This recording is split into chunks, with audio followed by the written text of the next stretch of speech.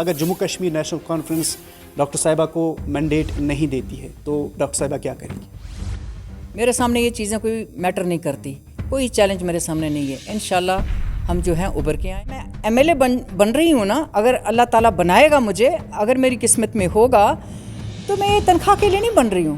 انشاءاللہ اللہ تعالیٰ کا دیا ہوا میرے پاس کافی ہے، میرے پاس پینشن ہے. السلام علیکم ناظرین، آپ دیکھ رہے ہیں ستیہ لکیر سماچار اور کشمیر سے میں ہوں آپ کا میزبان عمر افضل. ناظرین، آپ کو پتہ ہی ہوگا کہ عیسائی کی جانب سے کچھ دن پہلے ہی اعلان کیا گیا کہ قریب 10 سال کے بعد جو ہے جموں کشمیر میں اب دوبارہ سے اسمبلی انتخابات ہوں گے.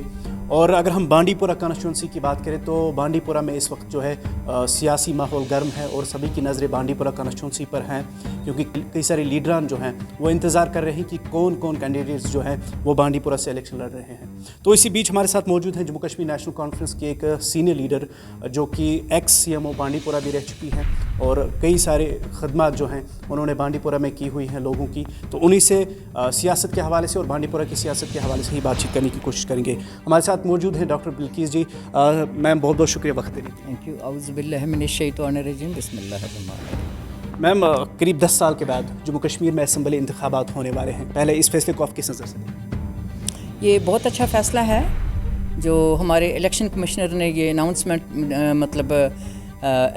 اناؤنسمنٹ کی ہے الیکشن کی.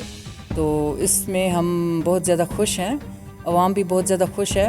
بہت دیر کے بعد الیکشن ہونے جا رہے ہیں، یہ ہمارا جمہوری حق ہے، اس لیے ہمیں بہت اچھا لگ رہا ہے. بانڈی پورہ کانسٹیچوئنسی کی بات کریں گے، کئی سارے لیڈران بڑے بڑے لیڈر جو ہیں وہ بانڈی پورہ سے الیکشن لڑ رہے ہیں. تو آپ بھی چاہتے ہیں کہ میں بھی یہاں سے الیکشن لڑوں، تو کتنا چیلنجنگ ہوگا یہ مقابلہ؟ انشاءاللہ بہت اچھا ہوگا. میرے سامنے یہ چیزیں کوئی میٹر نہیں کرتی، کوئی چیلنج میرے سامنے نہیں ہے. انشاءاللہ ہم جو ہیں ابھر کے آئیں گے اور الیکشن جیتیں. اگر دیگر سیاسی پارٹی، اگر ہم بڑے بڑے لیڈروں کی بات کریں گے، وہ بھی دعویٰ کر رہے ہیں کہ ہم بھی یہاں سے الیکشن جو ہے وہ جیت سکتے ہیں، تو آپ کس طرح سے؟ دیکھو، وہ لوگ ایکسپیرینس لوگ ہیں، انہوں نے پہلے الیکشن جیتے بھی ہیں، انہوں نے پہلے الیکشن ہارے بھی ہیں. اب یہ موقع ہے، ایک نیا فیس آیا ہے، ایک نیا چہرہ آیا ہے.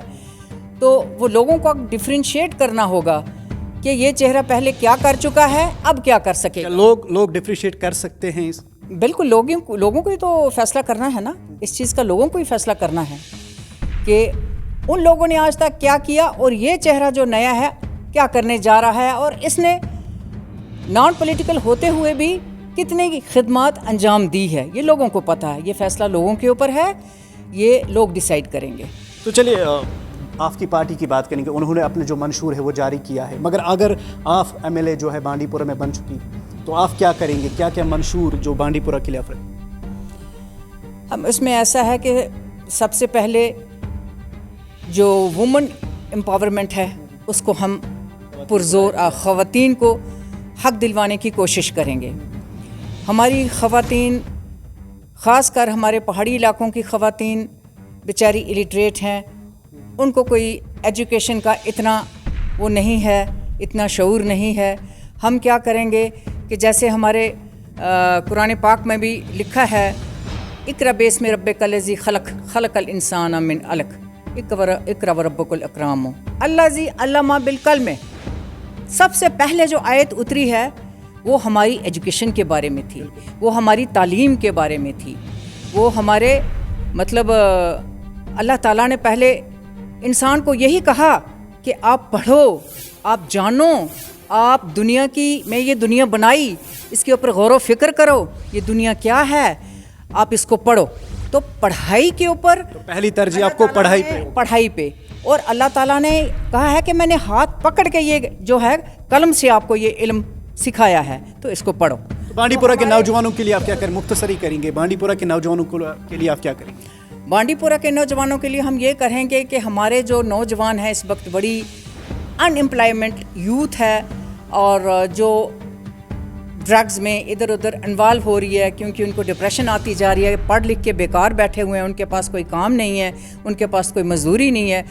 ہم ان کے ڈیولپمنٹ کے لیے جتنا ہو سکے گا ہم کوشش کریں گے، جتنا ہو سکے گا ان کے لیے ہم جی جان سے کوشش کریں گے تاکہ ان کی اپلفٹ ہو کسی بھی طریقے سے.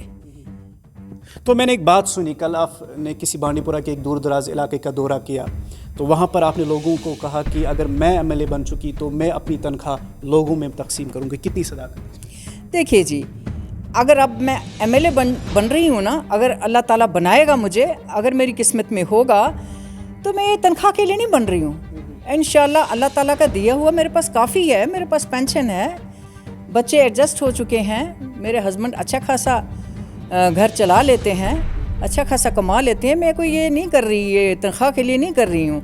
ये बात सही है कि ये मैंने कहा है कि जो गरीब गुरबात होंगे उनको मैं सदकात में दे दूँगी। इनकेस बड़ा सवाल और आखिरी सवाल, इनकेस अगर Jammu Kashmir national conference doctor साहिबा को मैंडेट नहीं देती है तो डॉक्टर साहिबा क्या करेंगी? हम पार्टी के साथ हैं, इंशाल्लाह हम डट के काम करेंगे, हम पार्टी के साथ। तो बांडीपोरा की आवाम को क्या मैसेज देना चाहेंगे मुख्तसरन? बांडीपोरा की आवाम को मैं यही मतलब मैसेज देना चाहूँगी कि आप बाशऊर आवाम हो, आप सोच समझ के फ़ैसला कीजिए, आपके लिए जो अच्छा आपको नज़र आ रहा है अब वो कीजिए, बस दैट्स इट। चलिए, बहुत बहुत शुक्रिया हमारे साथ बात करने के लिए। तो नाजरीन, आपने खुद ही सुना कि डॉक्टर साहिबा ने कहा कि इन केस अगर जम्मू कश्मीर नेशनल कॉन्फ्रेंस हमें मैंडेट नहीं भी देती है तो हम पार्टी के साथ हैं, या उन्होंने ये भी कहा कि अगर हम MLA बनते हैं तो हम पहले ही एजुकेशन के हवाले से जो है इक़दाम उठाएंगे, क्योंकि बांडीपोरा जाना जाता है इल्म अदब और आपकी सरजमीं यह है। तो इसी हवाले से उन्होंने कहा कि पहली मेरी तरजीह होगी एजुकेशन, उसके बाद दीगर जो मसाइल बांडीपोरा के हैं वो मैं हल करने की कोशिश करूँगी। फिलहाल आप बने रहिए सतलकी समाचार के साथ और मुझे दीजिए बांडीपोरा कश्मीर से इजाज़त। अल्लाह हाफ़िज़।